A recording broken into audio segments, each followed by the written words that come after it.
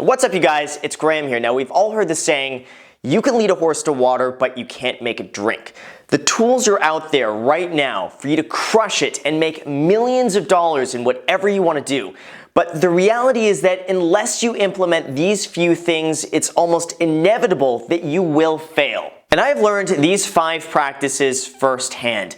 I am the type where I learn from what other people are doing around me, I figure out why they are successful, and then I choose which bits and pieces to emulate in my own life. And I noticed once I started practicing these few simple tricks and subtle shifts, my personal life and my business life really began to take off. And this topic is so much deeper than just the surface level aspects of increasing your income, saving money, and investing, because none of that works without this solid foundation. So with that said, watch the video all the way through, take notes if you have to, rewatch it later. This is one of those few videos where I really put it all on the line. So let's just get right into it. Now, the first thing that I've noticed almost every single highly successful person do is that they consciously reframe everything as a positive. They start to trick and rewire their brain into thinking this is the best thing that could have happened to me and will lead to something even better. This is because anytime you're out there making money or starting a business, you will fail and you will encounter setbacks. This really becomes just as much of a mental game as it does a strategic game. And with that, if you encounter any type of failure or setback, which is 100% inevitable, it's not met with self-pity. It's not met with you thinking, why me? It's not met with anything unproductive.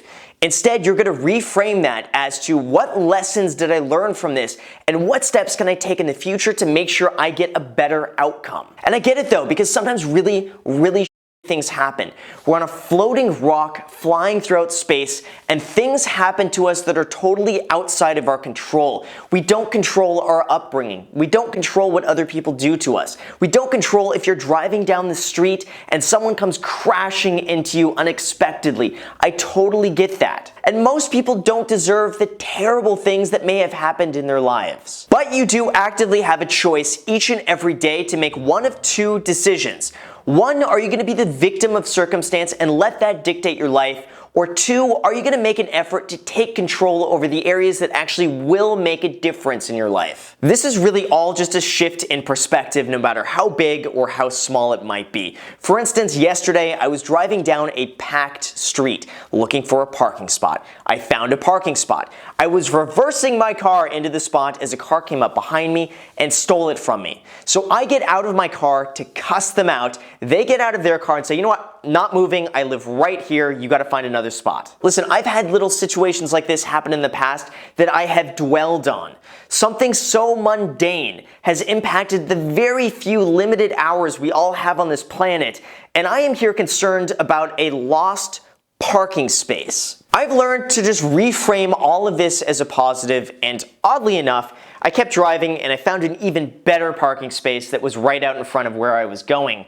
And it all just worked out, and all of that was really just for nothing. Or when I first started in real estate, I was about a year into the business, and I had another agent actively steal my client from me in front of me. I took them to a showing. The agent literally told the client in front of me that she can do a better job than me, that she knew the area better than I did, that she was doing this longer than I did, and that the client should work with her instead, and that she would just give me a referral. And believe it or not, the client actually went for it.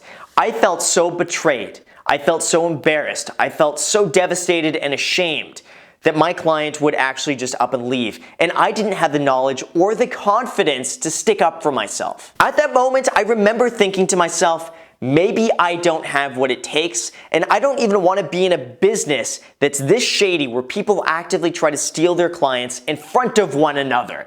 This was not a business that I wanted to be in. But instead, I chose this to be an experience, to learn how to be more assertive, to learn how to be more confident, to know the market even better so that I would never have to put myself in a situation where this ever happened again. And sure enough, it has never happened again and never will happen again. At least for me, I don't think I could look back at anything that's happened in my life and feel any sort of regret or misfortune, because everything that's happened has led me to where I am today. Everything has led to something better. Every failure has led to something that was a success. This is something I have noticed just about every single highly successful person do. And it's not even just myth, but it's proven that optimistically thinking becomes a self-fulfilling prophecy for better results. You may have heard this one before, but there have been studies done where they separate two groups of people. One that thinks optimistically and one that thinks pessimistically. They were each given the same challenge. That was look through a magazine and determine how many pictures were in there. The pessimistic people generally took a few minutes to identify all of the pictures in the magazine and come up with their answer.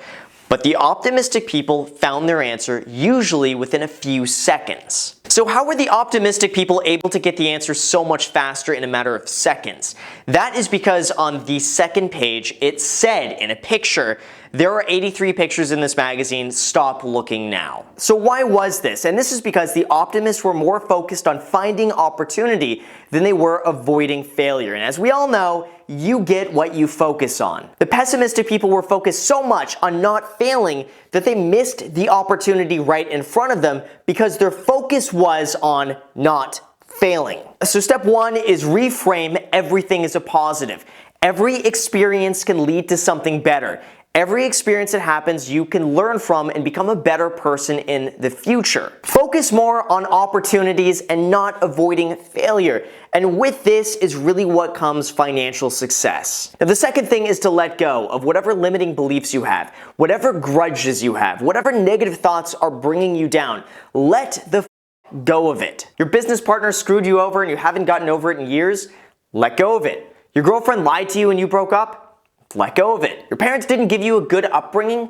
Let go of it. For your own sanity, you have to accept situations for what they are and let go of it. The most highly successful people I know don't have the time to dwell on these situations, and they don't have the time to let any of these negative thoughts creep into their head. Like, you know when you're doing something and you're just in the zone, when you're doing something and everything else around you just melts away. All of your problems are gone because you're so focused on doing what you're doing. That is how a lot of highly successful people think and work. If they allowed their mental energy to be drained by things that they can't control, by things that they can't learn from, by things that they can't use to better themselves in the future, they would be drained. I know way too many people that are just like a pit bull, holding on to things that have happened years ago and they just can't let go of it. I have seen so many people that have ruined their lives because they can't mentally let go of what may have happened to them, and they choose to be a victim of the circumstance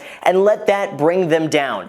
And I bet if you're really honest with yourself, most of us can relate to this in some way or another. I almost guarantee that there's something in your life that you've been hanging on to that doesn't do you any good, that you can let go of, that's been bringing you down. It's so important that you find out what this is, accept it for what it is, figure out how you can learn from this to become a better person so that that never happens to you again, and how you can grow and just become a better human being. The most successful people I know are always looking forwards and never backwards. Now third, speaking of forward, it's always so important to focus on the end game or end result that you want. If you don't know what the end result is, how do you expect to ever get there? Like anytime I'm going in my car, I type the end destination in my GPS so I know exactly how to get there.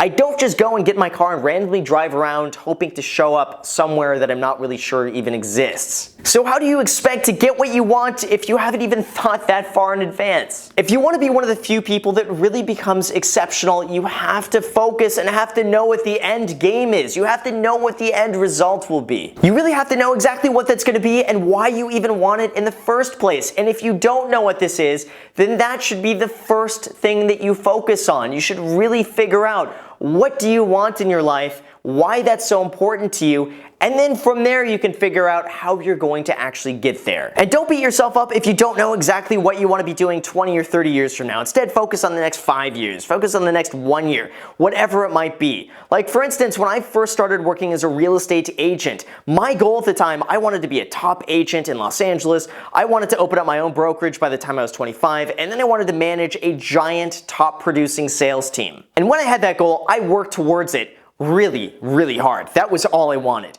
But then I slowly realized, wait a second, I don't want the responsibility, I don't want the overhead, I don't want all the time that takes. Instead, I want something a lot more passive. So instead, I'm going to use all my energy and start moving it over to investing in real estate. So I worked really, really hard to set up passive income streams by investing in real estate.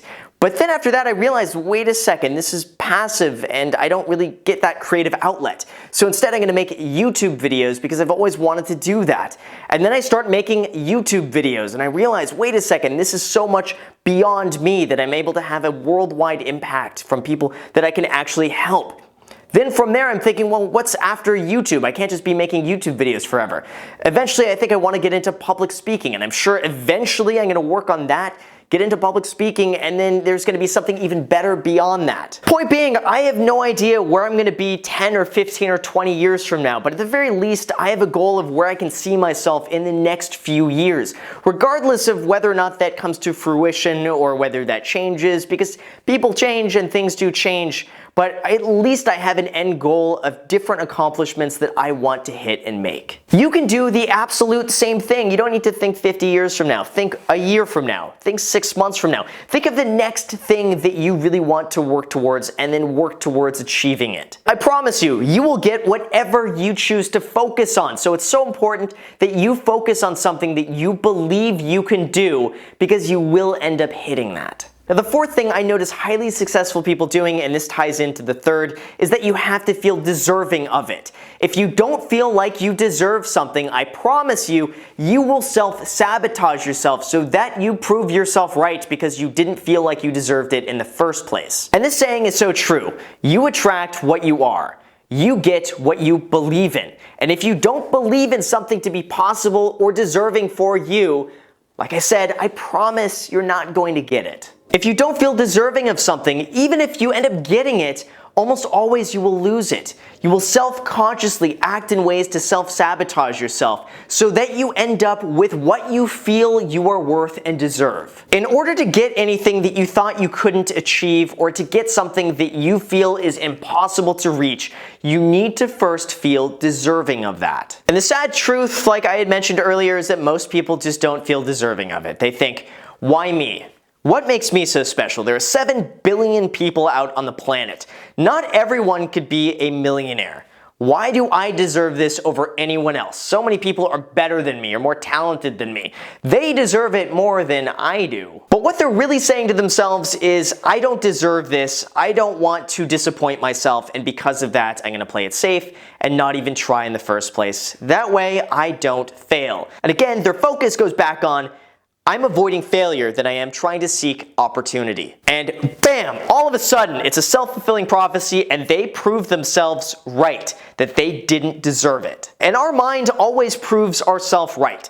If you think you suck at everything, your brain will look at every single moment in your life where you have sucked, and it will cement that thought in your head that you suck. On the other hand, if you believe you are the coolest to mankind, your brain will look through every single moment in your life where you have been the to mankind, and that will further cement that belief that you are in fact the of all mankind. And what you really got to understand is that you are just as deserving as everybody else. You deserve all the money in the world. You deserve the lifestyle you want. You deserve the house you want. You deserve the income you want. You deserve everything if you feel like you deserve it. And finally, number 5, and this is something I am working on as well, but you have to actively feel grateful for everything that's happened. You have to look at everything as a blessing and really feel like you're grateful for everything you have around you, no matter how big it is or how small it is. Gratitude is something that's very difficult for me to do just because I'm constantly seeking more.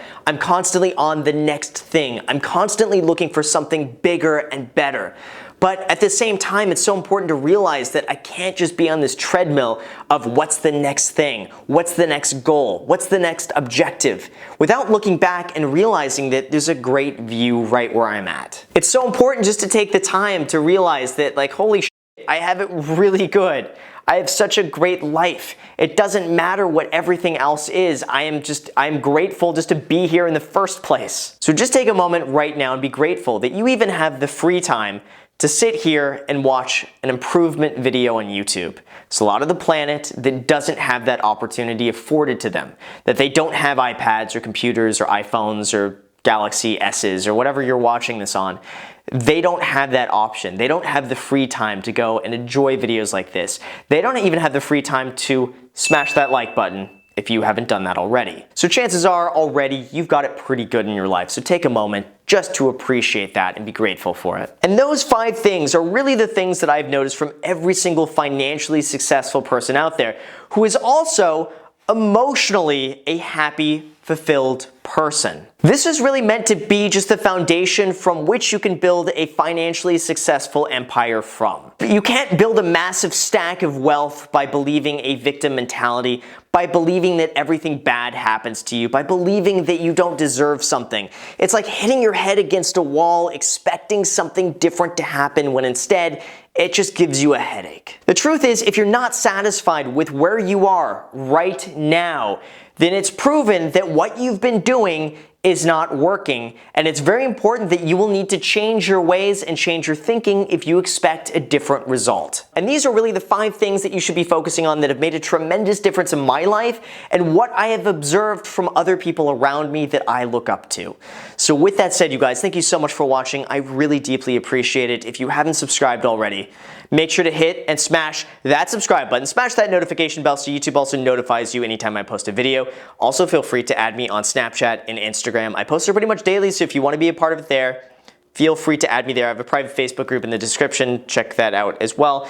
And lastly, let me know what you think of videos like this. Comment down below if you enjoy more of like the self-helpy videos. I mean, ideally, maybe like 10 years in the future, I would like to do a lot more of these just because I'm super interested in psychology and what people believe and just everything involving that. So I'd probably like to do more of these, like do like 2 or 3 a month. So let me know what you think of this. Comment down below. That's it. Thanks for watching. Until next time.